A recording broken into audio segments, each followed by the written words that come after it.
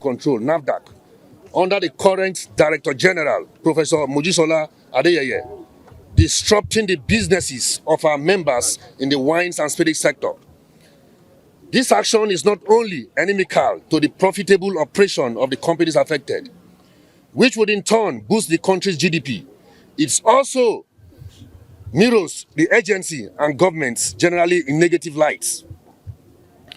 The decision to curiously ban the production and sale of alcoholic beverages packed in sachets and small PET bottles is in flagrant disobedience to the earlier directive from the Office of the Secretary to the Government of the Federation, VIDNAS/10 HRCT.33/77C of 14th March 2024, wherein in the House, after all-inclusive consultation, meeting with key stakeholders through public hearing, restrain NAFDAC from embarking on such ban and describe it as anti-people. Meanwhile, rather than abide by the resolution of the House and directives from the SGF office, NAFDAC bided its time and chose to rely on a letter resolution of the Senate that not only seclude other stakeholders but also fails popularity test. We have, therefore, approached the Senate and we trust that distinguished members of the Red Chambers will reconsider the matter after further consultations. This issue is truly disturbing, as operators are now thrown into serious confusion on which directive to follow in the face of conflicting directives from different authorities of governments. It is important to note at this junction that the sale of alcoholic beverages in sachet and PET bottles was not intended to have a negative impact on Nigerians.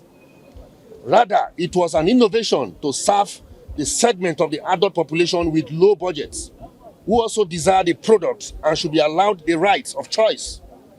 The ban would therefore deny them the opportunity to exercise their fundamental rights of choice. Contrary claims by NAFDAC that sachet alcohol beverages encourages abuses, availability in small portions discourage abuses that are usually associated with bigger containers. Equally important to note is the fact that alcohol served in sachets by local producers is produced under hygienic conditions and certified by the regulatory agencies, including NAFDAC. We would like to further place on record that the untested and unverified assertion of abuse by minors as the basis for the ban has been controverted by credible and empirical research that was independently conducted. Industry operators have gone further, notwithstanding the report of the survey, to initiate series of campaigns in respect of responsible alcohol consumption to discourage underage use and other abuses. This has so far cost them substantial amounts of money, running into over R1 billion on advert placements. In major news outlets across Federation, the results have so far been very impactful in discouraging abuse by underage persons and has deepened the access restriction landscape. Therefore, the Coalition for Nigerian Change Movements, however, remains steadfast in supporting pragmatic measures to remove unsafe products from the markets. We only maintain that such decision should be supported by the empirical facts and not emotional persuasions or appeals to public sentiments. To succumb to this scenario is a costly mistake, as it compromises jobs and livelihood and activities, grave intended consequences. We therefore caution that this unnecessary action of NAFDAC is detrimental to the survival of the concerned industries operators of Nigerian origin.